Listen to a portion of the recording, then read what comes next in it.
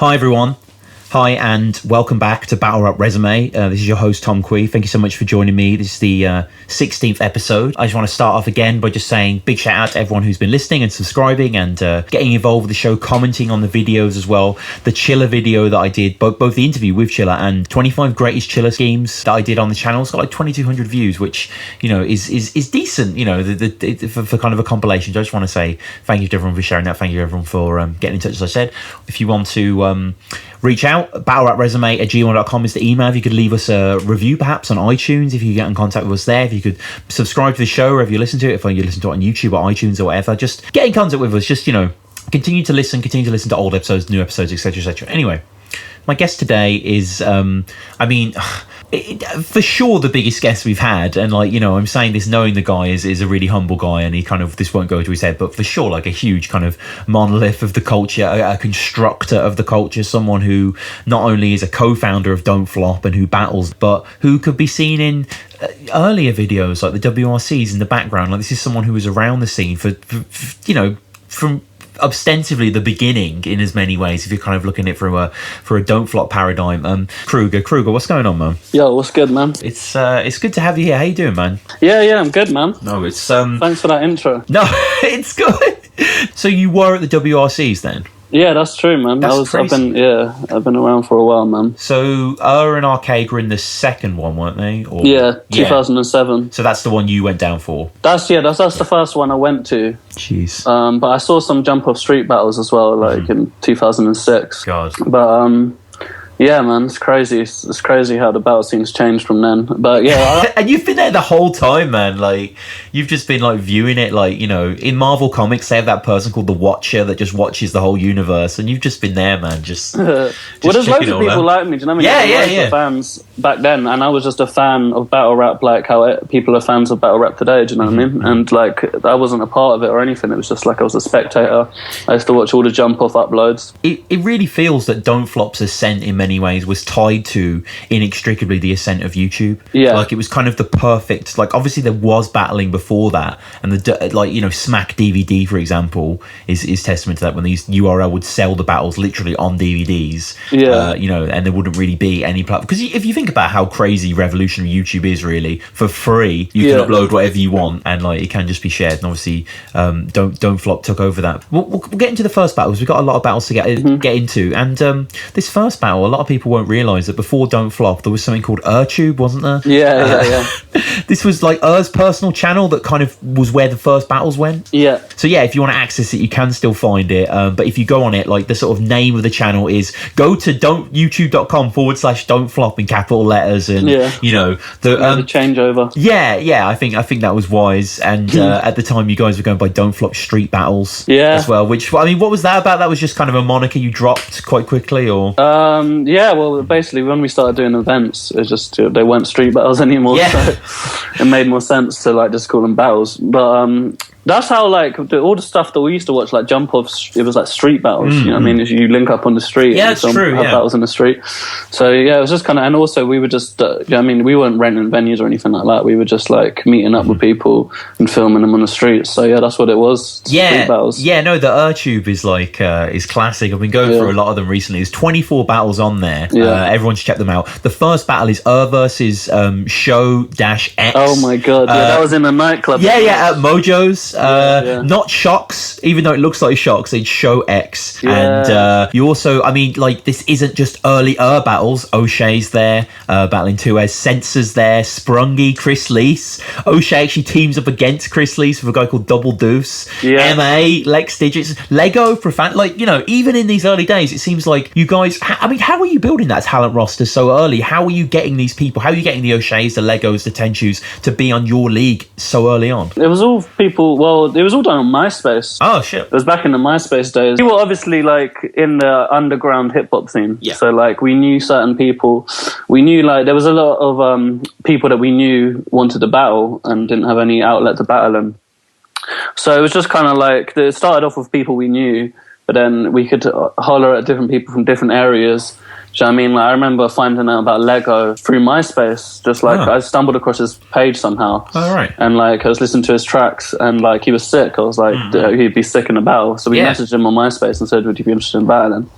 And it was cool, like sourcing out different people from different places. No, it's like when you go back to these old, like we're going to go really early in Don't Flop in these first couple of battles, and it's just like the names of these people. There's a lot of people that you recognise, but there's a lot of people you don't. Like, there's a lot of people that just were in the league for maybe a battle or two or whatever, or the amount of people that have come and gone that Don't Flop is ridiculous. Like every year has different people that are in it, and then the next year they're not in it. No, and some people just stop, don't they? Like we'll get to Illusion Z.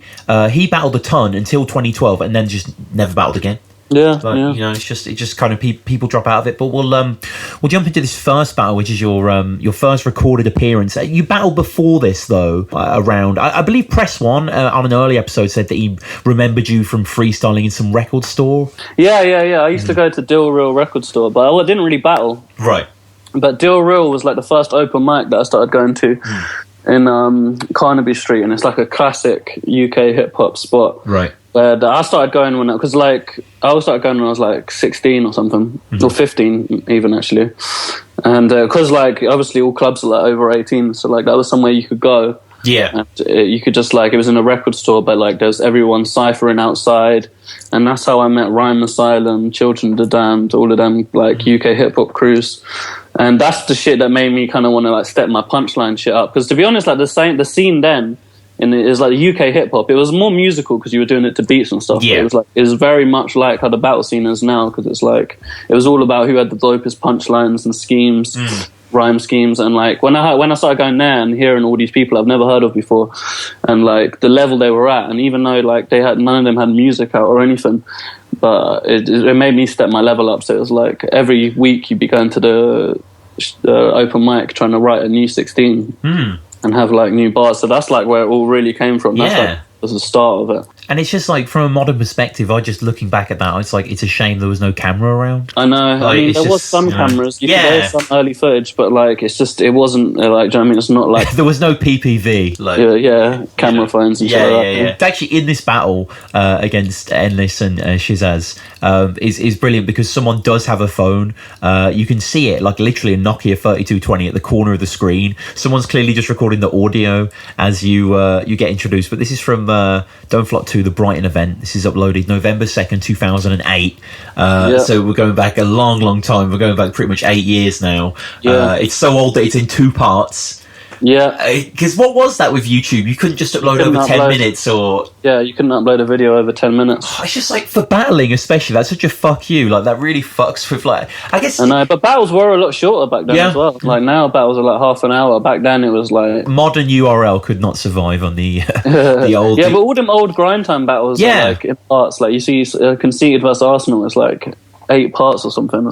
Yeah, well, even like you versus Jack Shit or Illusion Z, those are very tight battles, aren't they? They're just kind of like, you watch them and like, fuck, it's just over, it's 10 minutes. Like, I actually prefer that style, but I mean, I think we should go back to 1 minute rounds. Your battles are really short. I was going to say I've noticed that, but it's not for lack of content ever. You never feel cheated out of the battle. Like B Magic Big K was a King of the Dot battle that was so short, and it was like they clearly didn't want to write for it. But with you, it's just like with Fresco, with DNA, for example, your most recent ones, they're 20 minutes. They're an episode of like 30 Rock, you know what I mean? An American sitcom. It's just kind of zippy, and I like that. I tried to condense my shit as much as possible.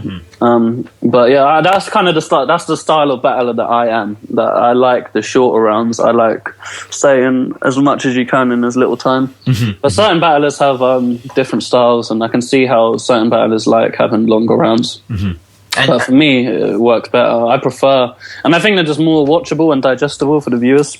Yeah, there's more replay value, isn't there? Yeah, it's more quotable. There's more bite-sized nature to it. But that isn't to say that you don't like attack people for personal reasons throughout your whole battle career. Like, you know, there are some vicious moments, Kruger, that I forgot about. It's great to go back. Like, we just like you settle in someone. We should say before we just jump into this battle finally that this is you and co-founder of Don't Flop with you. Like, how did you guys come to battling together? Was it just a logical conclusion that you founded the league and you were just going to team up? Yeah, I mean, like we were like best mates. You know what I mean? Like we've been in the crew together, like even though we didn't actually we did do some tracks as well. We did the Broken Language, all that. Oh yeah, I remember that, the Tomb Raider 2 Butler. Yeah. So yeah, we were like in a crew kind of thing. And so yeah, it was just made sense to battle together. Did you have a name? Crew, sorry, or Rhyme Book Club. Oh, okay. Yeah. Right. Pretty bland, but but we had a few different crew names. You know, Right, it was right. like Barbarians back in the day, who was Measle, and Head Trip. yeah, from Suspects. Oh, Measles. and then I was in a crew with Measle as Unusual Suspects. And but yeah, man, that's like the old school days. And he spelled his own name wrong. He can't even spell scissors. But this guy's worse. He can't even spell English. Yeah, so maybe that's why your shit doesn't sell. You must be pretty shit at English if you can't spell English itself. English and Scissors wanted to do a 2-on-2 together, so we were like, all right, we'll team up and battle them. This is Dunfly Street Battles, so we're outside. Nice little crowd. Everyone gets introduced. Norwich's very own London's Kruger, etc. Do you remember the background to this? It's like a backlit refinery. It's like the Kingdom from Magic Kingdom or something. What's it called? It's in Brighton, you know the... Oh, okay, right. I didn't know it was a thing. Yeah. Palace. Okay. I don't know what it's called. I can't remember what it's called. Yeah, I've never actually been to Brighton, unfortunately. But Right, yeah. I've forgotten what it's called, but it's like a mini Taj Mahal thing. Yeah. And, you're battling in a park and it starts raining. Yeah, that's the thing. Yeah. So, like, you get into the battle, and the two of them are really, really good. If this was 89, you'd have a high top fave with words shaved in the back saying, "I've got AIDS." English and Scissors are sick, man. Yeah. English doesn't really battle anymore because he was like a sick battler. Yeah, he was absolutely like, this is a great battle. Like, we're going back like 8 years, you say, but it just works. Like, wet. He must have just been dipped in the Ganges. And the first ever bar you spit is an Austin Powers 2 bar. Yeah. It was an interesting debut there. yeah. I guess, it doesn't. We always just like to comment on the show just to sort of see what it says metaphorically, perhaps, about the person. Weird battling back then. It wasn't like constructing rounds at all. It was kind of like just think of as many bars as you can, and like it didn't really have an order. I was just kind of getting them out in any kind of order. Do you know what I mean? Like just whoever which ones come in my head first. But that's just how it was like back then. It was crazy. And obviously you got to like mix it with freestyles and shit as well. Right. Says that he's the whoever he's facing are as shit as his first bar was, because basically he flubs this freestyle really badly, and I quite appreciated his meta-ness, that he kind of drew the attention back to his fucking up and then kind of like remedied it with a better bar. Yeah, that was really, really good. And then, as soon as English seems to mention getting fucked in the WRCs, the rain grows really heavy and steady. And I've never seen such a downpour in a battle. Like, it doesn't stop as well. You guys battle for another 10 minutes as it's raining, like, raining. Like, so I remember the first battle we did it in an underwater tunnel. Not underwater. Wow. Not underwater tunnel. We did it in a tunnel, like a underpass. Right. And in Brighton, I think it was like a car park or something like that. Anyway, that's what O'Shea and Too Easy happened. We did the first battle, and then some security came out and kicked us out of there. Wow. So we couldn't do it. So we were like, all right, let's just do the second battle outside. And that was the second battle, and then it started raining. Yeah, there's some weird bars when you go back in there, but there's some really, really good bars as well. Like the weird bar, for example, is in the second, where says, if you walk to the end of Brighton Pier, your mother's wrote a sign that's clear. It says, "Dive in here." It's just like, I don't quite know what that means. And then while you're in a crew with him, they say don't run with scissors. Yeah, I like that, man. They do say that. Yeah, they do. Those aphorisms are helpful in this battle rap game. And then the weather just keeps getting worse and worse. But not only do you guys go to OT, which I really respect, in the rain, like most people would have just chosen to get under shelter, but you continue this Urkel's Enlisher, United Arab Emirates psychopathic terrorist, and then you have a huge haymaker towards the end where you talk about how Enlish again had changed his name to Big David. I don't know why you changed your name, but a fucking moron would have been a better AKA. Oh yeah. The rain is like vinyl crackle at this point. It's so fucking permanent in the background, and then you do flips, and then there's this odd thing that I'd never really seen in battle culture at this time. You don't really seem to see it afterwards, where after the OT round, if they still can't decide, there's a round where you just go literally bar for bar. Punchline rounds. Yeah, what is that round? that was like an old format that Jump Off used to do. Oh, right, okay. Yeah, all the old street battles, basically what you said, like if it goes to OT and they still can't decide a winner, you just go punchline for punchline. And all our first street battles had punchline rounds. Like my first solo battle against Censor went to punchlines as well. But yeah, it was different back then. It was kind of more like a test of endurance, like how long you can go for, rather than today. It's more like it was like as soon as the written battle league kind of as we started doing more and more, we started realizing that OT rounds were like so pointless, because like you'd prepare like a whole verse that you might not even use. I had like verses for Illusion Z. I had an OT verse. Rough Styles, I had an OT verse. O'Shea, I used my OT verse against O'Shea. But like all the loads of battles where like I had verses that I didn't even get to use. And how are you developing around this time as we get into the early battles? How are you developing your style? Like, because obviously you do have such a unique vision. Like, it's so you in the videos you make, the music you make, in the battles you do. You know, I mean, how are you developing this Cruger style? I know that's so hard to like answer, because how do you you just sort of live your life, don't you, and do whatever you do. But like, how are you kind of coming up with your own kind of style? I mean, how are you even gaining confidence in these kind of like when you go into the record shop on Carnaby Street, where you just kind of getting on the mic and you're quite a young kid at this time. Did you just like fuck it? I like doing this. I just want to do it. Yeah, just out of love, man. Loved it, and like I've always loved like. I've just always been like kind of like I've just always like kind of like being creative like that, like writing lyrics. I've been writing since I was like 12. Do you know what I mean? So I didn't start like rapping in front of people till I was like 15. You know what I mean? So like I would already been doing it for years before I even started doing it in front of people. So it's just kind of like, and as you do it, you just But like it's like every rapper, it's like how every rapper thinks is like you think you're the best. Yeah, of course. Even though you can be humble, but you just like. You got that hunger to like you're just like you think I'm better than these rappers, I can think of better shit than them, blah blah blah blah blah. But obviously there's better attributes to different rappers that make certain people better than others.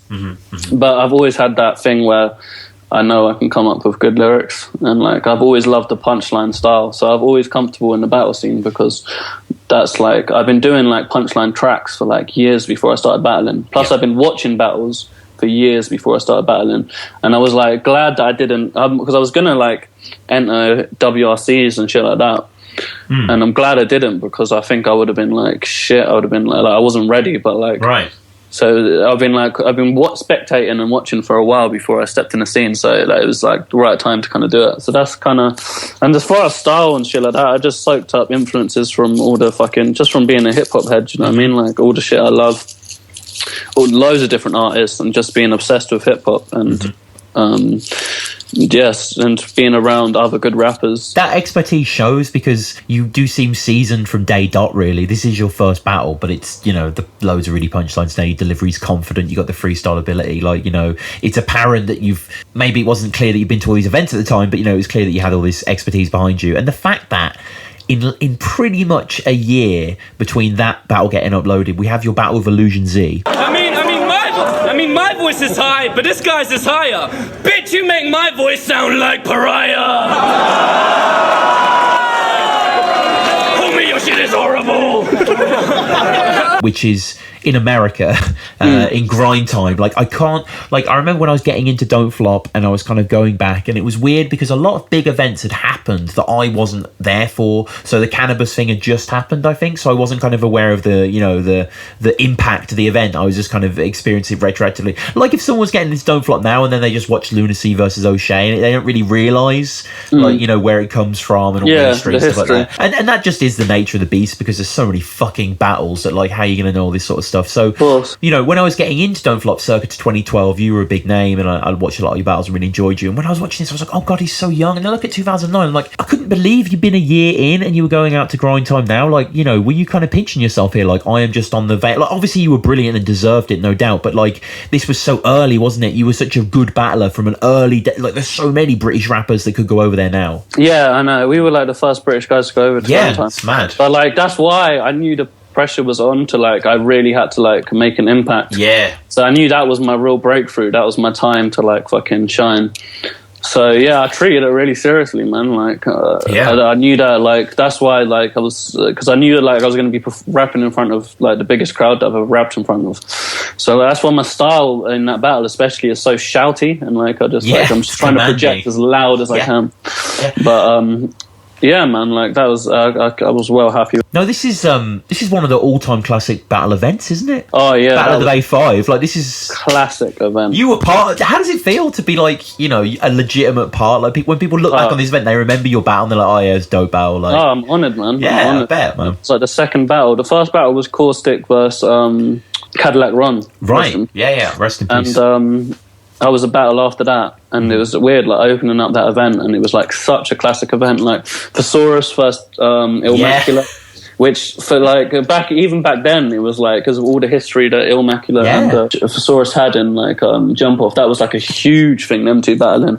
And like Arsenal versus Conceited was like, that was, you know what I mean, that's such a classic. Back then I didn't even like, now they're like really big, like superstars, most viewed battlers, but that was just like a classic. It was just like, there was so many battlers there, and it was like being in like fucking Oakland, you know what I mean, and like the West Coast, it was amazing. Like definitely one of my best experiences. And were people recognizing you? Like, were people coming up to you like Cruger? Like, I don't know. Like, I wasn't really known back then. Like, people were like accepting of me because they knew I was. How old were you at this point? 19, I think. 2009. Yeah, Jesus, 19, man, and out there, like, you know, this is kind of before King of the Dot kind of took over the West Coast, but nonetheless, it's just West Coast was where the battle scene. That was the best battle spot. Like, that's why Hollow and Arsenal went out there, man. So, you know, they had to, and this is the Hollow versus Passwords. That was another one that happened there. I'm so glad I got to witness all those battles live and be a part of that event, man. I can't believe it. It is unbelievable. It was super sick, man. Yeah, I know. And I'm glad for fucking them giving me the opportunity, because the only battle I had out then was DK. What I mean, and that was like, I hated that battle, and like I didn't really. My delivery was really off that battle, and but and then before the Illusion Z one, I had LNC. So right, I remember that one. Yeah, that was our first actual Don't Flop event as well, where we had people paying, coming in, and we had like a show at the same time. Oh, nice. So that was like the first time rapping in front of quite a big crowd, and so yeah, that one was kind of like to get me in the groove of it, and then Illusion Z was like the proper big one. And how exactly were you contacted to like, did someone from Grind Time message you, or basically was in contact with Lush One, and Lush One wanted to get out, because was obviously a name from the WRCs. Yeah, of course. Get and Ark out, and Ark was on the flyer originally. He was supposed to battle Frankie Waps, and he couldn't make it for whatever reason, right? But said I was basically told Lush about me and DK and said to put us on. So he was like, yeah, I'll put you on, but you got to make sure that, you know what I mean, this is going to be a big crowd, so make sure you're ready for it and shit like that.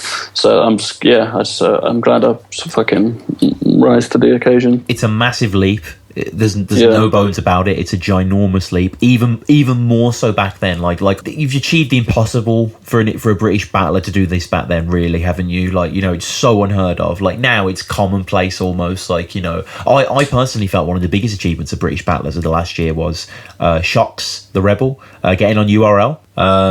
You know, like, that is genuinely new ground broken. Like, say if Pamphlet goes over the King of the Dot, fantastic, love Pamphlet, love King of the Dot, but it's just like another Don't Flop battler on King of the Dot, you know what I mean? It's not like, I mean, international battles are very common. Whereas this was a crazy anomaly, wasn't it? Yeah. Like, you know, and like, you know, one of the best things about international battles are style clashes. And Illusion Z, you know, he ain't like one of these kind of like darlings of the Grind Time era. He's a little annoying on retrospect, but he's not bad. But even so, like, his battles before then were like Fresco. Yeah, big battles. What was unorthodox phrases? Like, he was like doing really well. Like, he battled Dirtbag Dan, shaved Dirtbag Dan without the beard. But yeah, man, like, but I'm glad. I think I battled him at the right time, so it was like good, because like, he was known, so I could like say all these things about him, and it would resonate with everyone. Old school intro of this battle when we kick off with the big West Coast hip hop. Kyle Gray visuals, kind of pre Avocado, but obviously he was there as well. Legend of the scene. Yeah. Avocado's been there from the start. Yeah, Avocado. I'm hoping to get him on the podcast soon as well, which will be really, really good. And it's awesome as well in the older videos when your song gets played as you're introduced, and like you know, one of your songs plays. I wasn't too familiar with it, but I really liked it. The "Let Me Rip My Organs Out to Clear My Chest" song. Yeah, this ain't a track. Yeah, that's on Unusual Suspects. Yeah, sounds fantastic. That's what I mean. Like, I was like a rapper. Like, I had an album out. I was like, do you know what I mean? I was on my shit, so I wasn't like some amateur. No, totally. And like, I kind of like the music playing they used to do. I mean, I know they don't do intro it anymore, tracks. But you know, the first is really, really strong. You get straight into it. Not tough. You're the most annoying things on the internet to pop up since pop-ups. And some pedo shit outside the playground, like, how do I reach these kids? Still live at his mother's along with a million. Listen to what I'm saying to you now. Not okay to have a house the population of a town. So, I mean, not exactly PC, but, you know, the crowd love it. Organic is rocking with it. Like, great to see him in the crowd as well. So, Just awesome. And can't bear the fact that New Era hats don't come in the form of sombrero hats. It's just a big reaction. Like, when the crowd are rocking with you at an event like this, you must have just felt so powerful. Oh, the atmosphere was so sick at that event, man. Yeah. And it was sick because all these battlers I've been watching on Grind Time for ages, and like meeting them for the first time, and then they were judging my battles and like just seeing them react and stuff. It was like, it was a good feeling. Yeah, no, and 100 Bullets said it on a previous episode, and he was definitely right. Like, there was an era in battle rap, this kind of era, a little later on, when people just love battle rap. And like, you know, the fact that a battle was happening and it was going to be on YouTube and we're here, and you know, it was just the greatest thing ever. And now, I mean, obviously you're a battle fan and we all still feel that way, but now it's just, everyone's been to millions of events, and you know what I mean, it's kind of, it was still so new then. Yeah, new to like some people, do you know what I mean? Like people that are new to the scene. We just did an event at the Roundhouse. Yeah, I saw it, with Harry Baker and Kraft. Yeah, that was a really good event, man. That felt like a really old school event because like I think a lot of the people there had never been to an event before, but like the atmosphere was just so good. Like they're more like spoken word crowd, aren't they? Probably. Yeah, well, it was like a mix of Don't Flop crowd and like spoken word crowd, because it was like a joint event with Words First. So and one extra. Are you guys ever going to release those battles on your channel, or are they just... Yeah, we are. Oh, you are? Being released in like a month's time. There was like a few battles. There was a few battles that weren't on that video as well. That like Pedro vs Crafty, Ogmios versus Pedro vs Crafty. Yeah, Ogmios versus some poet, and Nice.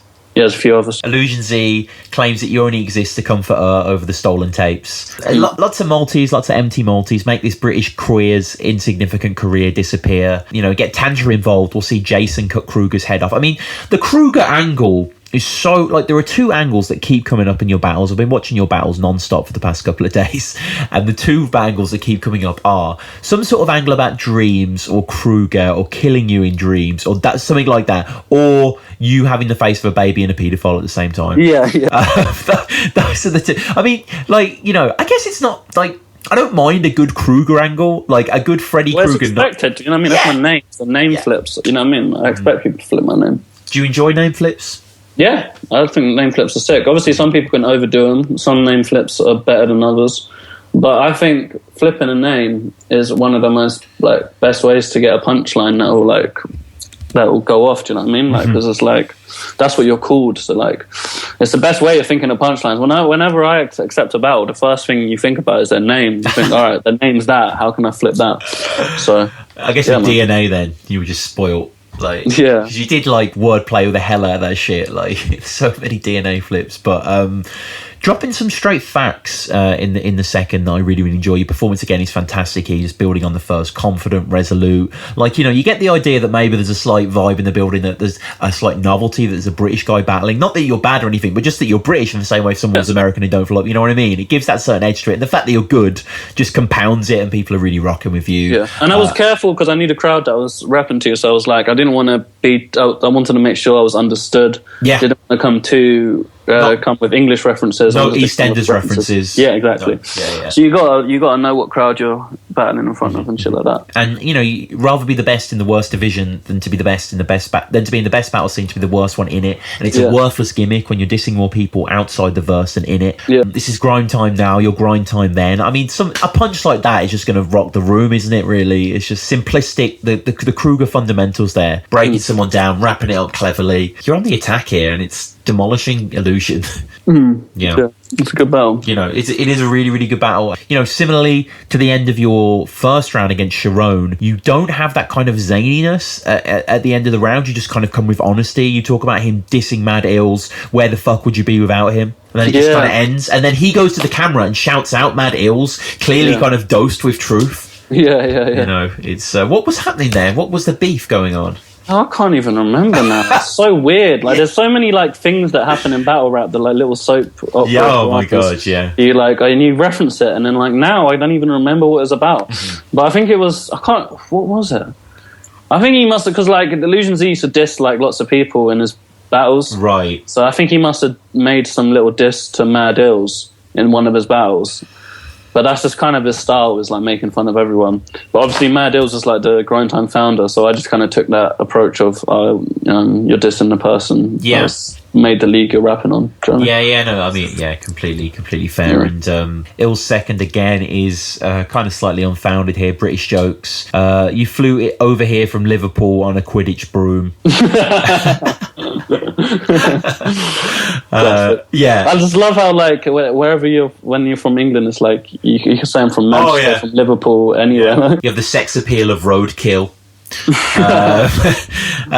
And you know, you attack his fake nature a ton. You say that he can't flip, so his writtens became worthless. And then a bar that you mentioned that comes up a few different times in various incarnations and forms, which kind of plays testament to the fact that this battle is so iconic, is the I should have changed my outfit, came to a battle in a clown. I could have came to a battle in a clown kit and he still wouldn't be able to freestyle one line about it. Yeah. And like a great delivery, like you were saying, you were tailoring delivery in this crowd, you were bowing your head, you were shaking slightly, like, you have this authority to you. Well, and I understand what goes into like performing a battle. It's not just about the bars. You have to sell it's the full package. You know what I mean? So I've always thought, even though like I'm very still as a battler, I'm not very animated at all. But I do think it's important to you got to try sell your shit. And when this battle finally came out, what was that like? I mean, do you remember it coming out and putting it on Facebook and being like, fucking hell, it's here? Like, yeah, I was buzzing, man. Yeah, man. Definitely. Jesus, I was so buzzing. Christ. I was loving it. And I mean, obviously the cross-promotional nature for Don't Flop is, it's clear, isn't it, really? It's a great look for the league that you did so well. I was just on a roll back then. I remember because I came back when I flew back, the same weekend I flew back, I battled Rough Styles. Damn. So it was just like, I was just on a little battle run. Well, the run continues with another fantastic battle from the early Don't Flop years. This is from December 2009. This is O'Shea. Oh, yeah. You can find him holding a pint on his way to the pub. You can find him holding a pint in any photo he's been in. This scout's put the AA into AA meetings. Early Don't Flop. Brilliant battle. I mean, this is a classic, isn't it? This is easily a classic. That one felt really good, man. I think at the time, because I just did the Illusion Z and then it was Rough Styles, right? And then but since me and O'Shea were both at the start, we both battled at the same time. When I battled in the rain, he battled in the tunnel. So we've been about, and I was a fan of O'Shea. Do you know what I mean? I knew that was probably going to be a battle that was going to happen one day. Naturally. It was by that time, I'm glad we didn't battle too early, because by that time we'd both become names in Don't Flop, and it was I just remember the atmosphere in the crowd. Before our battle, everyone was really hyped for it. And it just felt good. It was just Yeah, it's one of those ones that kind of, it's interesting, isn't it? Because the league didn't have that many big titans like yourselves there, especially as great as you guys. The bash was inevitable, really, and maybe if this kind of didn't happen, it would have happened at 7th birthday or something. You know what I mean? Yeah. It's just one of those things that kind of happened to happen at this time. And North vs South, I love the concept. Of that event, though. That was a great event. I mean, kind of Manchester versus London was kind of that, wasn't it? I guess to a certain extent, kind of playing that steer. So we have you. I mean, we have your great beat at the start of this video as well. I realise there's millions of beats on millions of battle videos, but it's Kelakovsky. Oh yeah. Really nice beat. If you heard it, you'll producer. You'll kind of reckon. There's a few Don't Flop beats. I fucking love Checkpoint. That beat is insane as well. Yeah. But there's quite a few Don't Flop beats that are just fantastic and sound great, and that is one of them. You'll definitely recognise it. This is a classic battle. You've probably seen it. And we have the records as well. Osh coming record of 6 wins and 4 losses. So, he's been battling a lot. You with 3 wins and 2 losses. You have international battles as well. I mean, when Don't Flop came across someone like O'Shea, where you just fucking hell, you hit a gold, because obviously he was so funny from day one. He was such a big draw. It must have been great to have him. Yeah, no, definitely, man. And he just got better and better as well. He did. And so we start off in the first round with O'Shea kind of talking about the YouTube comments. They generally say that I say a lot of funny lines. He says a lot of clever bars. That's because I'm a fucking funny guy and he's a fucking clever ass. It tells you to never bring that cousin of yours to a battle again. Who was that? What happened? It's my cousin Adam, man. Oh, he came to the event, one of the events we did in Norwich. Right. Where Archaic battled Scissors. And I just had my cousin with me for the weekend because I was staying with my dad in Norwich. So I said, come to the battle event. So I brought him to the battle event. And then, he got brought up in a battle. What? I mean, why was he bringing him up though? What did he do? He said like it was just because it was in Norwich. Oh right. It was like there was like zero crowd because it was just on the street. So like he was just like a little kid in the background that just kind of stood out. And people were like, why the fuck is there a kid? Oh, sorry, I didn't realise he was like a little kid. Oh, right. Yeah. He was like 10 years old or something. Oh, right. Gavin O'Shea on this week, actually, he's a fucking fantastic battler. He's got such charisma, such just a magnetism about him. He's just a joyfulness as well. You can't help but laugh and enjoy him. I've shagged a bird last night is something he's never said. Just the way he delivers it is brilliant. Now, your first round is, I guess you would call it a concept round in modern battle rap. Yeah, definitely. That's how I approached it. I approached it as a concept round. It's one of my favourite rounds of yours. It's fucking brilliant. It's do you know what? It got cut off early as well, like the original, because like the host Sonny Jim, he was like counting 60-second rounds, but like obviously because of crowd reaction, he wasn't counting crowd reaction. But the original verse that I had for that, it had like I don't know, like 8 more bars on that time shit.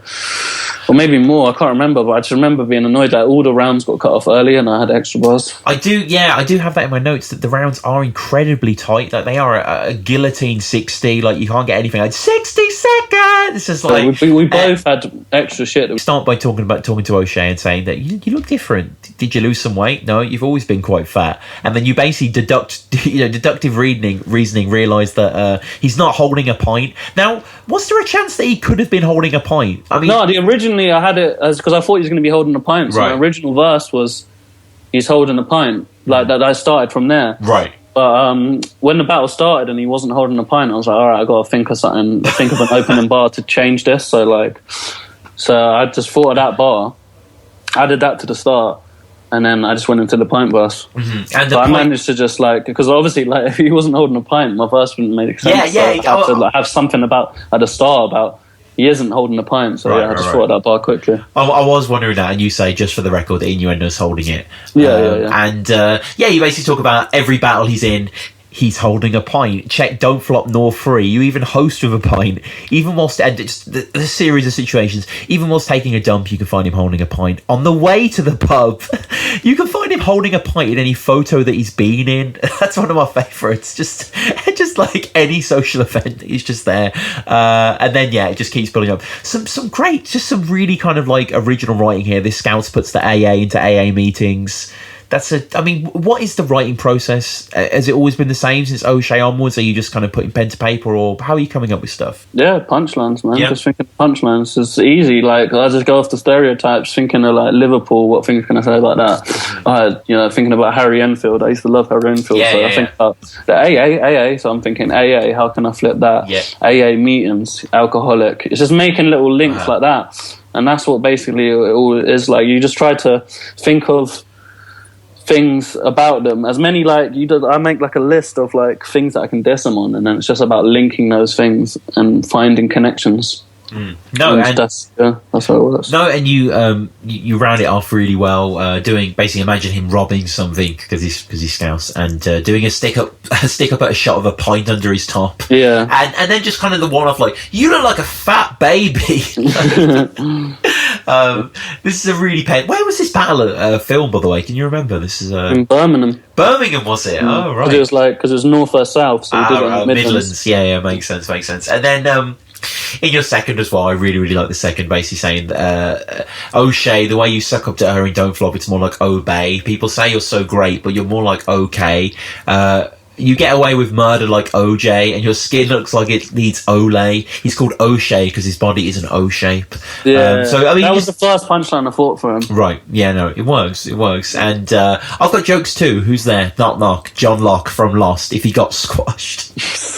That's just silly shit like that. Yeah. Like, nowadays I would never write about I mean, like, and kind of a Lost bar would kind of not pop off anymore, I don't think. Like, yeah, I love Lost. No, I love Lodge as well. Maybe if you URL, you do like numbers with the gun, you do like the numbers. Like, I got a 4 with my phone. I can't really remember the numbers anymore, to be honest with you. And then unfortunately, the audio of the third round is lost. The visual. About that, because I was like, I love that round. Yeah, it was a shame. It's a really, really good round, and it's interesting to try and kind of like digest it. But you attack O'Shea for basically coming the same every battle like a robot, and how he kind kind of drinks booze as a confidence boost, and no one rates him anymore, and you go in on him. It's pretty aggressive there. Yeah, man, like, it's a classic kind of style. You know, I mean, you joke for the first 2 rounds, and then you go like serious in the third. Right. That's kind of a theme that I've done in a lot of my battles, to be honest. Well, we come into the following battle, which is a big battle from Blood in the Water 2. This is when, I mean, in my view, I mean, you might be different. This is when Don't Flop are getting big, right? This is kind of when you're kind of putting on bigger events, and Definitely, that was a good stage. Yeah, great event, and lots of great battles here. And I mean, what was the discussion? I am curious to this. I mean, I guess you were privy, of course, but what was the discussion about the design and the look of videos in the channel? Because here is that kind of red and white with the Don't Flop. The subscribe is permanently on the top there. I realise you have to kind of enforce that in the graphics, kind of like URL did in King of the Dark, Grind Time, and all the battle things here. But like, were you having discussion before? And okay, we'll have this colour scheme for this battle, or what was the thought process? Yeah, that was just like how we edited battles back then. Now I think it looks ugly, but back then it was kind of like just wanted to brand every event. Like, we had the old Don't Flop logos before we had the new Don't Flop logo, so it's like we just had Don't Flop written in that font. We just started doing bars along the bottom, and we'd have the colours themed to each event. So what was the red bars for? We had like red for London and blue for, I can't remember now, but there was different colours for different areas and shit like that. And you guys also do the thumbnails different colours as well for the event. Yeah. Sort of the border round, which is pretty nice. And then it's just quite funny actually. Like, the graphic at the start is like London burning. Yeah. It's kind of very Don't Floppy. IMC made that. And this must have been a big battle, right? Verb T's a bit. I mean, you're a big name because of Illusion Z and various other things by this point, but Verb T. I get sleepy hearing you spit before me. Man, your writtens bore me like an Abe Simpson story. Ooh. You look like you're in your 40s and sound like it when you rap. He's so posh he went to school with Kulez's dad. This stage of Don't Flop because we were getting like UK hip hop guys that we've been listening to for years that were starting to enter the scene. And it's like a great look. So it's sick that Verb T entered, man. I've been like listening to Verb T for a while, for like, do you know what I mean? It's like a UK hip hop scene. Are there any other people that you've always looked up to that have got in contact through Don't Flop, or you've met at events, or? Well, at that event we did Lee Scott vs Truth, which was one of my favourite battlers. But Lee Scott is actually one of my favourite rappers. He's very slept on, I think, and he's kind of, I'd say he's an influence on my style. He's very punchline heavy, and it's a shame he doesn't really battle anymore. But I remember him battling at the event was sick. Like I can't think off their head, but there's been like a few people that have entered the scene that have been like names. And I've got names from music. And Respect BA hosting. Your MySpace is Unusuals. It's a good crowd, great crowd. Really, it was great a sick event. Crowd, man. The main event was Ilmac vs Crazy. Yeah, I was well happy. Jill with that. Immaculate. No, this is a great battle. And there's other. Was this Disaster Censor as well? Was that another event? No, that was later. That was Blood and Water 3 later on. Right. We have Bagnall in the crowd there. Yeah. I don't think he's weirdly just in the crowd. He looks very young. He was filming or anything. Yeah, it's crazy. He's just there. Enlish, Censor, Nishi, Archaic, Ilmac, of course. Others, no doubt. This is Verb T making his debut. Shouts Legend as he's introduced, and obviously. For various reasons, I would say personally, he's worked with Harry Love, fucking fantastic, and Verb is a really, really good writer. So he comes into this with the first, and it's always a bit of nervous, isn't it? Like, what is this established rapper going to battle like? There's that kind of take of breath before he kicks off, but it's pretty good. It's a really, really good flow, really satisfying listen. Talk about murder mostly, making mad noise. Only wants to go to jail to meet some bad boys, that kind of thing here. Remember that most girls aren't feeling rape. He informs you there. You claim that filth was your life? Yeah, that's one of my tracks. Right. Yeah. So, I mean, we'll get onto your music soon after this, but just your first tape, just to clarify for people listening, was the rape tape with Measles? Yeah. It's like the rape tape was the original name, but we changed it to Unusual. But it was obviously known as the rape tape. But yeah, I don't know. We were being controversial. I don't know. We were just on some mad shit, horrorcore shit. Of course, man. And that was kind of your dominant mode then at the time. You were more in the kind of crazy stuff, yeah. And your first round kills it, man. I mean, you know, if there was any question whether the battler or the rapper can go up against each other, it's quite clear that this is the battler's domain. It's like if you fall into like Floridian water, you're in the fucking alligator's domain, like, you know what I mean? And he is the personification of the colour grey. It cuts to him doing a thumbs up, which is quite cruel, actually. It makes him look like an idiot. He's like, duh! Like, you know. Him doing a set was the worst thing Don't Flop paid for since Coolez. Yeah. So you just... That's like another old school reference. That's yeah. so mad. I remember Coolez briefly. He was like a real old... Coolez was a jump-off battler. He battled right? Yeah, and he actually... his first battle for Don't Flop... Yeah, he battled he was in the WRCs both years. Ah. And he did loads of jump-off battles. He was actually a sick battler. His first battle he did for Don't Flop against DK was sick. I think he killed it. Like, I was actually like... I wish he kind of battled more, because he had like... He has style, funny bars, but then we did the second battle, which kind of like, because when Madness, we were flying over Madness and Dirtbag Dan, and we wanted to get like kind of big names for them to battle, because there wasn't really that many names back then. So we kind of like tried to get Coolez to do the battle. He wasn't really on it, so we were like, all right, we'll pay you to do this battle, and he was like, all right, but he was kind of like, we kind of forced him onto it, and then he just kind of had a really bad performance. Against Madness. So that was kind of like, now it's kind of so irrelevant, but at the time it was like that was like the last Blood in the Water. Right, so it's like the last event. So it was fresh in people's minds, so it was a little reference to that. But no disrespect to Coolez, you know what I mean? I got respect for him. No, of course. And haymaker after haymaker really in this round. Verb T performing, that's a verb for being boring. I'd rather watch Big Brother live than watch Gollum's Big Brother live. Like, these are just hitting, like, you know, these kind of punches are just doing really well. And like, I think like it makes sense if someone was like, okay, Kruger's faces someone who's kind of like at least being tarnished as being boring, and that's how he's going to approach him. Like, you know, I think he could do that really, really well. Treat him as an idiot as well. Him being dropped by Low Life lowered his incredibly low life. Just a regular Tom, Dick and Harry. Plus, you can find Tom's Dick and Harry because he gives Harry love. So that was a reference to them working together, and you were just sort of playing on that. Yeah. And, you know, it's kind of clear that you take this really. Ilmac is out there judging, and he gives it to you. Archaic sees it plain and simple, just points to Kruger, doesn't really say much else. Tenchu appreciates the difference of flow for Verb, but he sees your personals as too much, and ultimately it comes to 5-0. That must be a huge moment to beat Verb so totally. Yeah, man, that was a really good one, man. I was happy with that performance. I love that battle. Yeah, it's a great battle. You rapping is like hearing paint dry, I should say, as well. That's great. Yeah, man, it was fun. That was a fun one. Now, this marks... essentially, this battle marks the last time you've battled a fellow Don't Flop MC in England. It's almost 4 years now. Is that ever going to change? What do you mean? The last Don't Flop? Yeah, you battling another English person in Don't Flop. It's been more than... Who was the last guy I battled? Verb T. No, couldn't be. It is.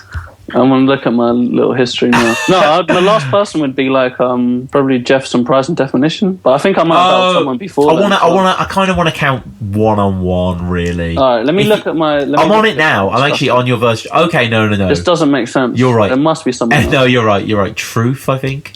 Truth.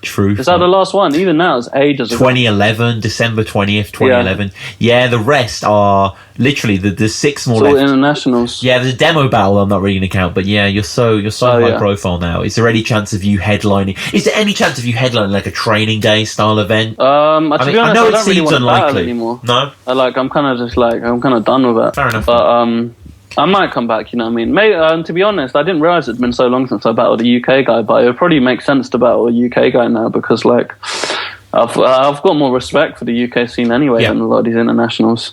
So I just kind of, because the thing is, it's always internationals because I usually battle at the birthdays. And there's like the names You do. floating around, so like, oh, you should battle him, you should battle him. So I'm just like, all right, yeah, do that. But there's no one in the UK scene that I really want to battle, so it's kind of difficult as well. No, there's no one that really makes sense, is there? Yeah. To be honest with you, like you could go down the sort of absurdity route of a Jay Dillon or a Calcium Kid, or you know, what other ways can you go for? Really, it's tough. And and plus you've probably battled them. Like, you know, it's likely that if we mention someone, it might be like, oh no, they actually clashed like, you know, quite a while ago. And I'm just saying it as a fan, really, who would like to see you battle more. But I appreciate that it's definitely in Don't Flop's interest that you could just kind of come out at certain big events and, you know, be the kind of headline. And, you know, that is a really powerful thing to have, isn't it? Yeah. And plus, you've been around battling so much. I kind of don't blame you that you're a bit just kind of like, you know, kind of done it all, really. And the thing I want to talk to now is... and I'll rarely talk about this on the podcast because I've got to be honest with you, and I know it's kind of a cliche, but it's a true one. Most battlers make not great music. Like, I mean, I'm not saying that's slanderous or whatever, but just kind of in my opinion, like what I've encountered hasn't been that good. That being said, there are some terrific releases, and one of them is Lazy EP, Kruger. I do just want to talk about it quickly because I do think it's fantastic. I can't remember exactly how I listened to it. I must have came across it on a video or something called Kruger 7, which is your Twitter at Kruger7, and I came across it and I started listening to it. Like, what was the recording process like for this? So I should just say quickly, this is I mean, in my eyes it's an album. I know it's an EP, but you say that it's too lazy an album to be an EP or something like that. Yeah. You know, like it was originally, I think it was originally supposed to be shorter, so I started calling it the Lazy EP, but then I just did so many tracks that there was like 11 tracks or something, so it's more like an album, but I just kept it as a Lazy EP because I didn't want it to be an album. I didn't want it to be a mixtape. It felt like an EP to me, so that's what I just called it. Yeah, the reason I say album is because like it just feels so thematically tight. Like, I mean, the track listing is telling of some of the themes, but you know, we have songs like Lazy, Do Nothing, Selfish, Awkward, Do Not Disturb, Keep It Surreal. You know, those kind of elements we expect throughout the thing. But this is after, you know, Rape Tape, Unusual, all that sort of stuff here, and you were just doing a solo record and just it's my first solo project, my only solo project. Yeah. Yeah. So it's been a long time again, like same as the whole you know, UK DFMC to battle, like music. I know you've done a track occasionally here and there, but doing an actual project is just no. I'd love to do another project, but I just haven't really got it in me. Like recently I did a few new tracks, and I've been trying to put together enough material to try and put out another project, but I mean, it's slow, do you know what I mean? So I'd love to do something else, but you know what I mean, it's got to happen organically. And how was this recorded? I just recorded it at Chemo's, which is like a studio that this is a studio I recorded my first album at. Oh, nice. And you know what I mean, he's a dope producer and knows how to mix down, get that quality sound. It does sound really good. Like, that's the thing. Like, I know, like, are any of the beats yours? Because I remember finding out that Lazy wasn't your beat, and I was like kind of disappointed. I was like, oh, I love that beat. Like, but yeah, no, loads of the beats ain't mine. It was half and half, I think. I can't remember. If I look at the track list, I'll be able to tell you. Yeah. But no, I just want to infuse people to go check out this release. It's fucking awesome. Like, it's really, really good, and you can get it on Bandcamp. Songs like Lazy, just the vibe of that song, the flow over the beat sounds triumphant, even though you're celebrating apathy. Give me a couch, bitch. I don't sit down, I slouch. Put me in a bed. You won't get me out till I'm hungry, and then I'll crawl down the stairs. Fuck dinner, I'm not cooking. Tempted to start rocking a nappy. Just the vibe of the track is really there. Like, you know, I mean, how were you writing these melodies and flows? Because you do sing a little on it, you know. Yeah, I was getting groovy with it. No, you do seem to just be like vibing out to it, like in the mode of the album. Like, it sounds great. Yeah. No, definitely, man. I was just like trying something. I was trying to be a bit different from my last project. I was like, at the time, I was just not really doing much at all. I was just sleeping. I just finished uni. Right. And I didn't have a job. So I was just kind of just like sleeping all day and just like writing this music. But I just, you know what I mean? Yeah. No, that's the thing. Like, Do Nothing is another great example of that thought process. Yeah. Is this produced by you, or was that a beat? No, that's a beat. It's a high-tech beat. Gorgeous fucking beat. Unbelievable. The rising lyre harp underneath when you're like outside of the gig with an uninformed pitch. Buy my album. Bizarre was on your album, by the way. Yeah, Bizarre's on our original and Unusual, yeah. And like, what does that mean in the context of, was it literally buying a verse and he's sending it over, or was he coming to the studio, or? Yeah, no, he obviously recorded it over there, and we just bought the verse. And Does he mention Cruger, or is it very? Did it feel like a kind of bought verse? Or? Yeah, he kind of not. Yeah, he came with it. Like he did what we asked him to. Oh, nice. So, it was cool, man. Yeah, I need to check that out, actually. That sounds fucking dope. Like, that's really sounds good. And yeah, in Do Nothing again, like the production's wonderful with the pianos. Only form of light I get is from a PC screen. Just not a hoarder, just can't be asked to clean it up. Just love the sound, really, really good. You go into this kind of little diatribe about the hater and the idea of the hater. And then, there's tons of good tracks. And there's a song called Kruger that is very similar to Woo-Ha. Yeah. Sounds really, really good as well. Aristocrats, if anyone's aware of that famous joke, Kruger does his own version of it. Yeah. That's a pretty good song as well. But we'll jump forward into World Domination 2. This is your battle against Charron. He tried posting some music on my page. Your songs are whack. That shit sounded like Andy Miller Knockers trying to do a conscious track. You're a big name by this point. You're invited off to the big King of the Dot events. Like, this must have been huge for you. Like, this is King of the Dot. Like, yeah, it's the second King of the Dot battle. My first one Jack was shit, right? Yeah, yeah. World Domination 1, so World Domination 2. And if you think about the World Domination events, they're another thing that's like historic on the battle scene. Yeah, so I'm glad that I battled at the first two.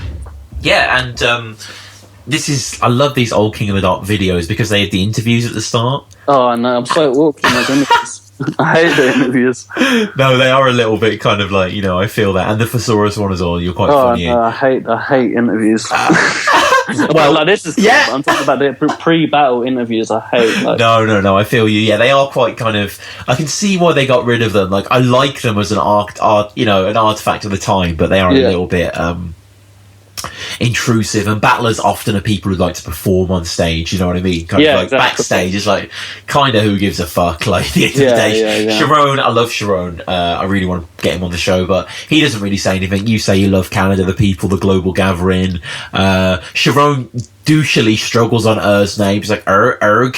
Is it called Erg? It's like, he names the big names. And how fucking exciting, what a huge crowd is there to big it up between Gully and like, I said this to other people, I said this to Soul, and not even tongue-in-cheek, it must be awesome to have Gully and Bishop and Organic, watching you battle, it must be weird, you know what I mean, these huge guys. Yeah. To me, it was more like people, I remember Soul Khan and Mark 1 being in the front row in the crowd and them reacting. That was more like Soul Khan. I'm a big fan of Soul Khan, so it's sick to see him. He liked my shit. Yeah, he creases at it, man. There's certain points where he loves it. Roan's there as well, Charron calls this the biggest event ever. Obviously, King of the Dot were to go on to do other massive events and continue to, but this was a giant event at the time. I love your t-shirt as well. I like the Deer Hunters. Oh yeah, that was cool. I bought that in Sweden. Yeah, that was a cool shirt, man. And and you just kind of play on that idea as well, kind of talking about the mirror match. You don't look like me, you look like someone who looks like me, mix with a bit of me, but not quite me. And gimmicky the way he markets himself. Again, you're ending with just truth. There's no real punch here. You just kind of turn into Organic and saying, this guy's a bad look for the league. I mean, he's not going to agree with you, is he? But I guess I see where you're coming from. Yeah. Charron, how do you have a baby face with rapist traits? If he's one of the things with this battle is I thought this battle was a long time ago, and then Charron makes an Inception reference, and then I realised that Inception was a long time ago anyway, and it was like, oh shit. I was like, oh god, that was like 6 years ago. Talks about your kind of permanent, I don't really see it on you, but I guess he's facing a Brit, he's allowed to make these generalisms. He talks about your permanent kind of smirk on your face, either this Brit's confused that everything smells like shit to you. Charron again dates this battle by referencing Angry Birds. Charron's more aggressive, it seemed, when he was a bit younger, a bit more moving, he had that sort of shouty. He does have quite a shoutiness to him, doesn't he? He actually I'm glad I kind of battled him when I did, because he kind of went on a fucking murder spree after me. Oh god, I think especially after Bullets as well. About a year later. But I love Charron. He's fucking dope, man. He's such a talent, isn't he? Pure skill, technical skill, the guy's wonder. He's so good. Amazing at freestyles. Yeah, unbelievable. And was a funny line of his that I completely forgot in this battle that I really liked, where he's basically saying, beating you, dude, is as easy as going on YouTube and finding a Brigante hater. And then he like goes up to Bishop and puts his arm around him, and like everyone laughs. And Bishop applauds it, which I was just like, fair enough. Charron does these multis that kind of like, Pat Stay likes to do as well, these kind of Canadian multis where you're filling time and just making yourself sound epic. So he's like, Boston Strangler, God's creator, the world dominator. Yeah, but not quite as, and he does a Charron just lied to your face. Can you explain this meme? I don't quite get it. How did that start again? Yeah, I don't. Well, it's just basically it was one of Charron's battles where like who started it again? I remember that it was referenced in a few battles. Yeah, I can't quite find the slide to your face. I think someone said something like, what was it? Oh, I really can't remember. No worries, man. There's so but much, it was like someone said in a battle, well, Corey Charron lied to your face, and then he flipped it back in the battle. But there was like a few different battles where that thing got rehashed. No. Like things do in battle rap. Always rocking King of the Dot shirts, more King of the Dots merch than King of the Dot shop house. I bet you go to school with a King of the Dot pencil and a King of the Dot pencil case that also has a sharpener. 5 King of the Dot key rings, and his parents don't trust him with keys yet. Just going on Charron's King of the Dot fanboy. I think his Twitter is Charron KOTD as well. Yeah. And so I mean, he is that, but God love him. He's a very very good guy. Parents took away his pawn like a move on a chess set. I mean, that's not like a colossal punch, but gets a good reaction. Like, I know, I was surprised that bar went off. That was like a throwaway. Yeah. And actually, that was a literal throwaway, because I noticed on the day that it wasn't really timing. So I added some like leftover bars to the end of my rounds. Right. So I remember that one I wasn't even meant to drop, and I just thought, all right, I'm going to add a few more bars on because they're not really timing. Yeah. And Charron, your people are so fucking unbearable. I won't go to British Columbia or London, Ontario. Quite funny. Those are our names. Yeah. And then he does one of these kind of like, when internationals just get it wrong and they like misjudge a country or a battler, and it's just kind of cringy, where he starts going on at you because croquet and cricket are lame. And it's like, what's this got to do with Kruger? Yeah. Like, you're not a cricket fan, are you, Kruger? No, I don't. Sports fan. I don't. Yeah, I mean, lazy EP. You wouldn't think that you were kind of like engaged with that.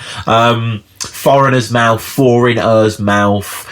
Organic. A weird angle where O'Shea fingered you, apparently. Freddie got fingered, no Tom Green movie.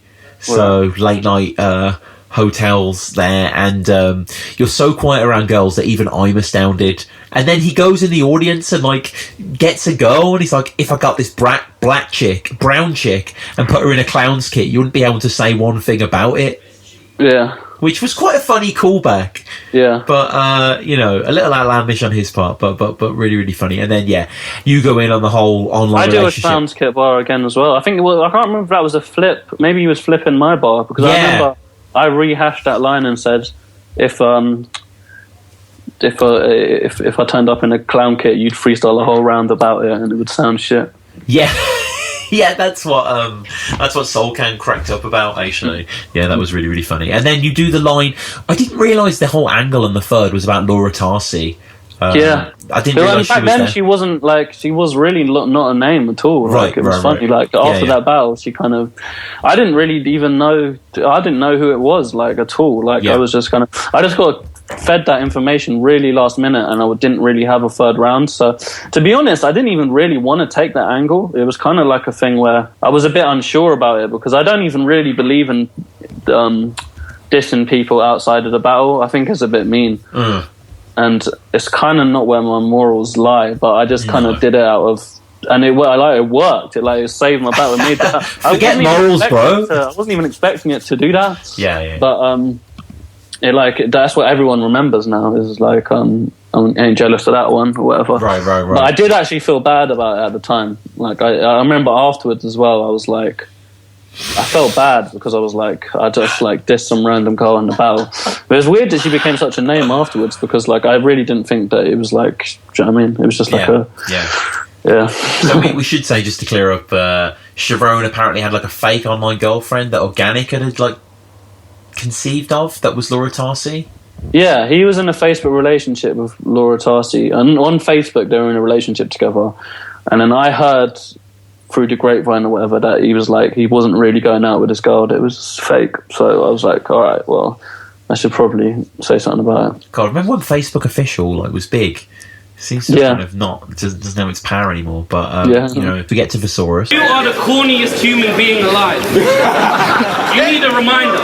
With cheeks looking like you smoke weed till you're tired, then fall asleep on the grinder. Wake up later that evening on fire because your face hit the flint and started dripping in grease to the lighter. Now I fucking love Thesaurus. I think he's fucking great. Obviously everyone thinks he's fucking great. It's clear that he's a pioneer. The way he kind of just the way he constructed bars, so influential, wasn't it? That kind of writing style, that kind of pairing together style, and one of the things that really kind of, was it weird watching this battle? Because he's so nice about you in the intro. I don't know. He literally, there's one thing to say I like this guy, but he says you're the greatest out there. You're witty and creative. Your words are original. You're a smart kid. I'm like, damn, I know, that was dope, man. Big up Thesaurus. Yeah, man. Very nice of him. Very humble. Definitely, man. And he's a legend in the game, so it was an honour to battle him. Yeah, it seems like that whole event was very last minute as well, because I think we had 2.5 weeks to write or something like that. Shit. So, and we wasn't originally going to be on the card. It was I can't remember. It was obviously the Cannabis Disaster event. Yeah, the Vendetta. And I think they had another big battle that was supposed to go down that fell through, but I can't remember what it was. So they last minute wanted to add some people to the lineup. So they last minute offered to fly me and her out. So we were do you know what I mean? Fucking 2.5 weeks or whatever. People were battle for Saurus. I was like, fuck it, let's go. I never accepted a battle in that shorter time period. And someone to accept it with as well. Jesus. I know. It was really exciting though, but it was an excuse to go to LA. I was like, oh, I'm not going to turn that down. No, of course, and to fucking to see Diz Cannabis live as well. Yeah, I know. I was really hyped about that. Holy shit! And oh my God, Enigma was there with you. I think I saw him in the crowd. And Impact and Natural. Oh, they all just came along. They were just there on holiday. They were actually going to the LA to watch the Cannabis Disaster battle before we were on the card. Oh, that's so cool. They already booked their flights and all that. Oh. And we wasn't even going to go. We were just do you know what I mean? But there was a hype. There was a big hype about this event. And it was the first time King of the Dot was doing their event in America. Wow. So it was the first American King of the Dot event, and it was a big hype, and that was really exciting, man. I have to say that this fucking event looks amazing as well. This is one of my all-time favorite battle rap events. Just the way it looks, just everything about it. The Freshco shirts, the dark kind of loft setting that it's in. Lush rocking that leather jacket. That guy rocking that trap house hoodie thing. The wood floor. You know what I mean? The overall. I don't know what it is about it, but it just has a great feeling. It feels quite professional and elite. It feels quite, obviously. DNA is a fucking classic from this event as well. Such a good battle. Bender battled Sid Vicious, I believe. Yeah. This battle. Ilmac, Drunk Ilmac versus Arsenal. Yeah. Daylight versus. Was it Reed Dollars? Rich Dollars. Rich Dollars, yeah. Rich Dollars, I think. And you also had K-Shine versus Passwords. Yeah. And probably some others as well. I mean, fucking creative. And it's funny as well that in the intro, it's him saying all this stuff about you, and just it cuts to a silhouette of you, and then it comes into some loft Angeles place, and then just a battle rapper is someone who battles with raps or something like that. You just kind of just break it down. I can't remember. No, yeah, it's some sort. I don't really watch that video too often. I don't really like my performance in that one. No. No, I wasn't that happy with that at the time. I think it's strong, man. I do think it's strong. I mean, it's a close call, and he takes it 3-2. We should say with the split, but I wouldn't necessarily say. I mean, you could with split suggest that you could go either way, but I was a bit unhappy with my performance in that one. I just don't think I delivered it right. But also, I think the atmosphere was a bit off. I don't know. I wasn't really connecting with the crowd that well, but it was weird because it was a huge venue, but the crowd were kind of. It was a decent crowd, but it was because the venue was so big. It was kind of there was a lot of empty space and stuff. It's kind of hard to gauge where the crowd is. Kind of. Yeah. So it felt really weird. I don't know. It was I just wasn't really I don't know. I wasn't feeling it at the time. I really wanted it to be one of my best battles. Because it's for Saurus, and I was in LA, and I loved the trip. I had a sick time. But I just remember being a bit disappointed in myself with the performance. No, fair. I felt like I delivered it better. Fair enough, man. Yeah, and I probably could have came with better material as well. But again, it was like quite last minute. Yeah, I mean, to be honest, you saying that, I wouldn't have known that. Like, I do think the material is strong. Over, talking about how arrogant he is, all the stuff that, Thesaurus wins, legendary clothing, all that kind of stuff. He's 2 times everything, isn't he? Or the winner of 2 things, as you say. Yeah. Most people just see a fat loser with awful skin. Probably turn Hollowan back to heroin. And the way Thesaurus nods, you know what I mean? That kind of jipper nod that he has. I love that nod. Thesaurus' reactions are hilarious. Yeah, I love watching Thesaurus battles just for his reactions. Yeah, he has such a great attitude in battles. It's really, really good. And then you all I know is that, like, I fucking know that his CD is called that just because it gets referenced weirdly a lot, especially from this era, because I guess it was coming out then. And the respect we have isn't mutual. You claim you give his CD the stamp of approval. Literally, you stamp on it. That was a kind of a little bit of a more physical for you than normal. Yeah, man. I was trying to bring back that Illusion Z kind of vibe where I was just like, do you know what I mean? Even though I didn't really come across as well as I probably liked it to, but I was just like trying to get like just really be loud and project and be like animated. And Saurus obviously comes with the flips. Talks about your cunt friends being in the audience, and your shit says silence is golden. So shut the fuck up then. Just the way he kind of delivers that, and the way Saurus flows the stream, the incredibly influential attack of Maltese. Leaving crew cut like a military veteran. This kind of stuff here, and and then you in the second, I think, is really funny. Like, I appreciate the kind of slight wariness of the material, but I really, really like it. Your album's called All I Know Is That. I don't know the tracks. All I know is that the idea that Ilmac was only on his album, like Saurus was never on Ilmac's album, which I think is quite telling. And then just a lot of physicality there, like really making him look like a slob. You ain't swag dripping, you're sweat dripping. You're fat and sweaty, man breasts and bad breath to go with your bad breath control.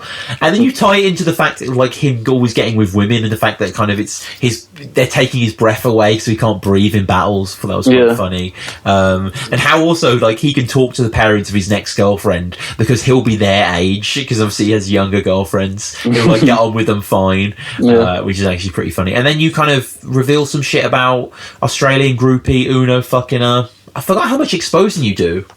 I know. I hated that one. I think I really regretted that one, to be honest. I think that it didn't.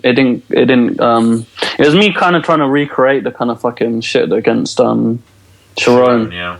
And again, it was some last minute shit that I heard that I added last minute, and I kind of wish I didn't, to be honest. But you take stabs at random angles. But yeah, it's funny. Saurus ends his second with history has shown the British are nothing, and he kind of ends it, coming up to the camera angrily.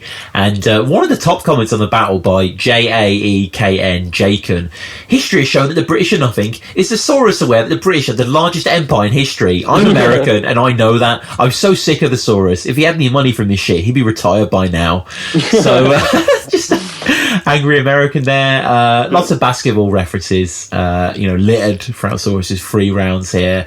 And then, the way Organic says king of the dark, he has that kind of and again, the physicality, you are good at this, and Thesaurus is, I guess quite odd looking in the eyes of a battle rapper, so you just come really well here. And how kind of his problems with PH, you battle PH, and they're the same problems. They're both fame hungry and washed up for the chain. And then you also discuss about how the Mac Lethal thing, there were some flips preordained, or apparently. Yeah, I mean, I don't even know if that's true, to be honest. I just it was a thing that people were saying that it was so good that they had to be in pre-meds, but I don't even know if it was, to be honest. Right.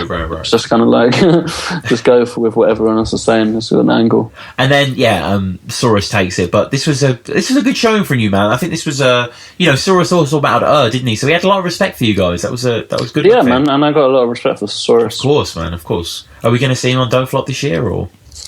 Yeah, probably in Amsterdam, because he can't come over to England. Oh, right. Sent back twice. Oh, is that kind of a two So it's kind of like a no-go now, but we're going to get him in the Amsterdam event, definitely. Oh, that'll be good. Yeah, that'll be really And good. maybe a Don't Flop USA as well. Yeah, for sure, man, for sure. And move on to the next battle. This is a huge event. This was following hot on the heels of a 4th birthday. This was a checkpoint event, and this was against Conceited. At least I'm a regular height and not a dwarf. You're proper short. You're math off the second round by Shorty Horror Short. I mean, what a good matchup. You kind of fucking love Conceited, haven't you? He's had so many good battles. Yeah, like, you know, this is my favourite battle, definitely. He's like a legend. The guy, and also it was like my first battle back in England in ages. Like I'd done my last battles had been like international ones. So it was like just sick to be back at home at a stage where like Don't Flop had really grown as well. Like my last battle for Don't Flop, I think, was Truth, right. something like that. Yeah. So it was like the crowds were. It was still good crowds. Like 2 years before, maybe. This was like such a big event we were doing, like with like Arsenal. Yeah. I mean, like if you compare it to, I mean, this is at Ministry, right?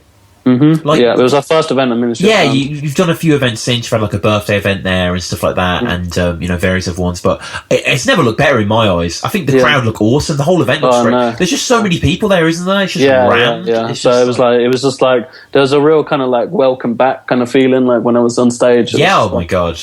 It was like, it felt really good, man. Yeah, it's ridiculous. Really proud and like, how did you guys manage to get Conceited over? Was it just kind of he had said he wanted to Conceited is someone we've been talking about since the very start. I Don't Flop about getting over. We've been in contact with him from the very start about getting him over for Blood and Water, all of that shit. It just never worked out. And obviously he has quite a high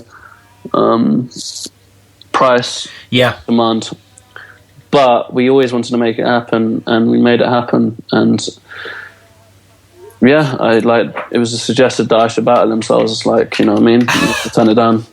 It's a great. I was quite nervous about doing that one, because like even like accepting a battle, I was kind of nervous of accepting it, because it's like definitely the biggest guy I've ever battled, and I didn't know if I could rise to the occasion, but I'm glad I kind of, you know what I mean, did my thing. You rise, man. You rise, like, you know, I mean, deliciously good wordplay throughout. You're so short, it's like Conceited, and when Conceited, his feet dangle. Again, you like the dumb angle, don't you? You like calling your opponent dumb and stupid and just making them look stupid. Yeah. And I think that's always a good thing to do on Americans, because like, when they're in it, it's kind of like a stereotype about Americans being dumb in England, like.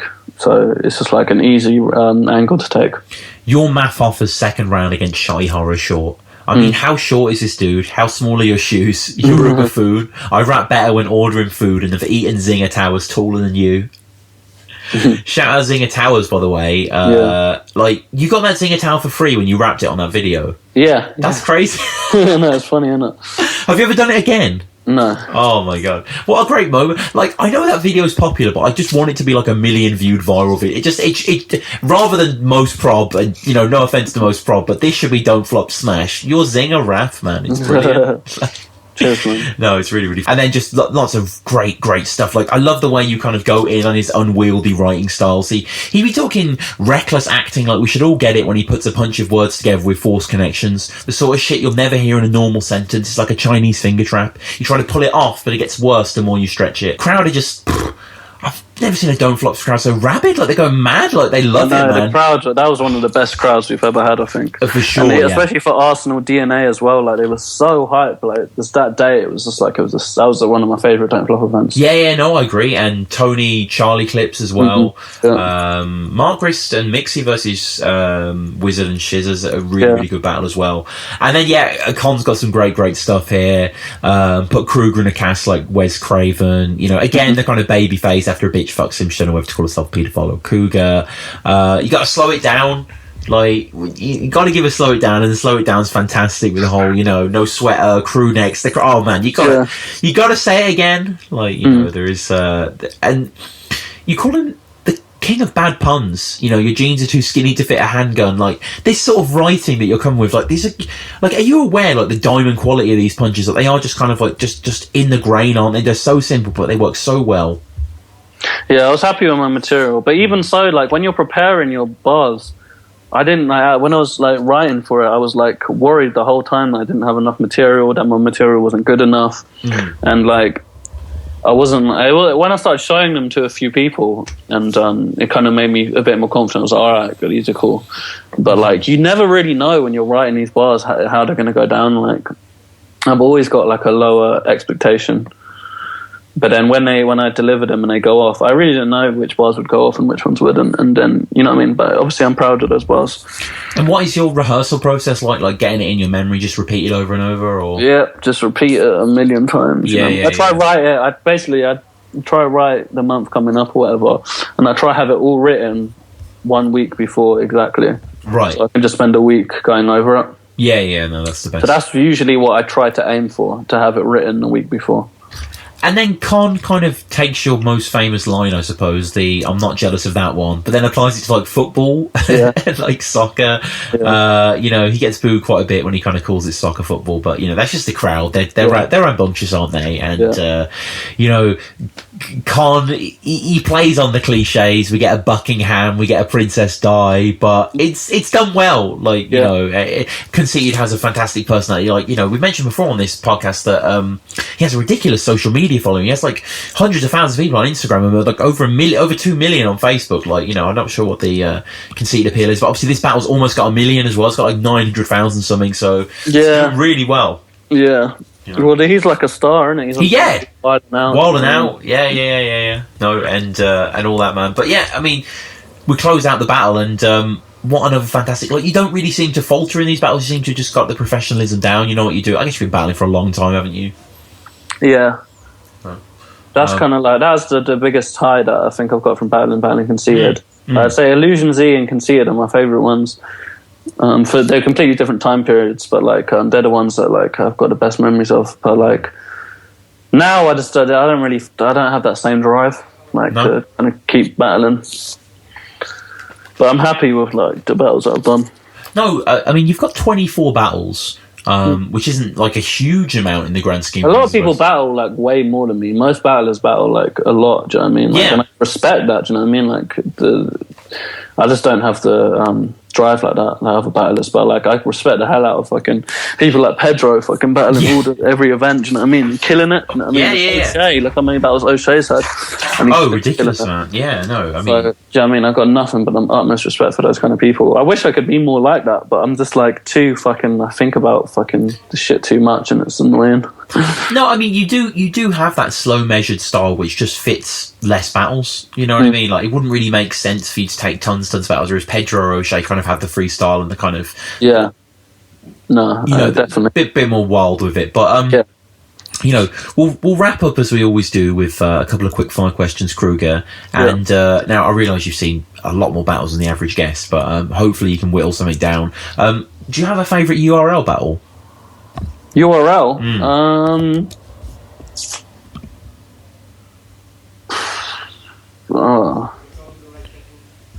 I'm not even sure. No, you know what? DNA vs. ENS. Yeah. Yeah. Just for the... I love that battle. That battle's my favourite battle. For the bars or for my favourite URL battle? For ENS is, Yeah, for all that. Okay. Yeah. There's like obviously good ones at bars and that. Like Lux, like the whole Summer Madness event was sick. Loaded Lux's performance is crazy. I like the old school battles, like the old Smack battles. Yeah. One of my favourite performances is Murder Mook versus Young Hot. That's like still to this day. It's just like a body bag. Like anyone that doesn't know about Murder Mook, because Mook's like one of them names that's mentioned along the high. Yeah. But a lot of people haven't seen him because he doesn't really battle as much nowadays. But if you want to watch a battle to see what Murder Mook's all about, watch that Young Hot one because he just like annihilates him. Sure. Yeah, man. I want to check that out. I've never seen that. So thank you. Do you have a favourite King of the Dot battle? Probably Pat Stay Holohan. Yeah, of course. Yeah, I don't know. There's a even Disaster Cannabis is like amazing. Yeah, I know what you mean. Yeah, I know. It just has such a sense of occasion to it, doesn't it? It feels like recently Disaster vs. Iron Solomon. That was a fucking classic as well. Yeah. That was there's a few. And your favourite film? I know you're quite a film fan. Do you have a favourite film? I like loads of films. Enter the Void. Right. Requiem for a Dream. That's enough, man. That's telling. Pulp Fiction, obviously. Yeah, I've got to. Tarantino, like all his movies, sick. No, there's loads though. It's like any direction you could take it in. Like, yeah, of course. I'm a fan of loads of movies. Of course, man. And finally, your favourite musical act or bands that aren't hip hop related? Oasis. Nice. Yeah. You know, Shocks the Rebel said the same thing. Is it? Yeah, So big there up you go. Shocks. Yeah, oh, big up Shocks, man. Yeah. Oh, great battle with Raptor. Yeah. The weekend, yeah. The footage looks great from that event. Yeah. I would say by the PPV, but like this will be out by the time most battles are on YouTube. But check out the Revival event on YouTube.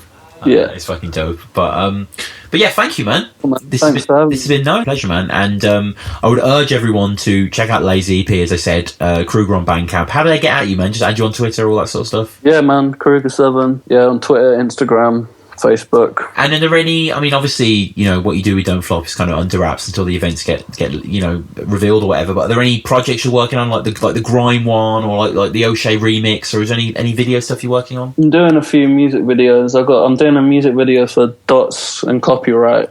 No, nice. And then I'm doing a music video for Real Deal. It's got on the track. They got Tony D, Bender, and Protege. Shit. There's like someone from each country. That's like a couple of music videos I'm doing. There's like a lot of kind of Don't Flop work I'm doing as well. Nice. But yeah. Nice, man. Well, yeah, Kruger7, you got to subscribe to it on YouTube. You got to watch the fucking Magician freestyle. You know, what is that? Putting the magic back into mushrooms, that freestyle you did. That oh, really shit, good. that's fucking old school. Yeah, I love that one, man. Your Tetris one as well. Yeah, I've got some new shit coming out as well. Oh, man. I recorded 3 webhams the other day. Nice. This one, so I've got like 2 other tracks to release. Oh, dope, man. Dope. But yeah, thank you guys so much. We'll be back next week with O'Shea. But as for now, please keep listening to battles. Listen to Kruger's music, Kruger's battles as well. And at battlerapresume, battlerapresume@gmail.com if you want to get in contact. But thanks so much, guys. And we'll speak to you soon. All right. Cool, man. Big ups. Bye. What's going on, Viewpoint? This is the beat I've picked. Some old school shit.